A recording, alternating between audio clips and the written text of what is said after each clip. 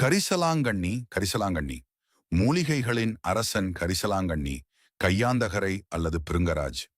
தமிழ் சித்த மருத்துவத்தில் மிக முக்கிய இடத்தை பிடித்துள்ள ஒரு காயகற்ப மூலிகையாகும். 1. கரிசலாங்கண்ணியின் வகைகள். வெள்ளை கரிசலாங்கண்ணி பொதுவாக பரவலாக கிடைக்கக்கூடியது. கூந்தல் பராமரிப்புக்கும் உடல் ஆரோக்கியத்திற்கும் அதிகம் பயன்படுகிறது.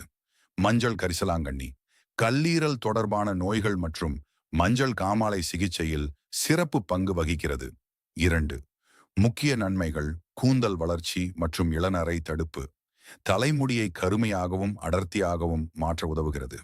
முடி உதிர்வை கட்டுப்படுத்தி இளநரையை தடுக்கிறது. கல்லீரல் ஆரோக்கியம். கல்லீரலில் உள்ள நச்சுக்களை வெளியேற்றி மஞ்சள் காமாலை போன்ற நோய்களில் இருந்து பாதுகாக்கிறது.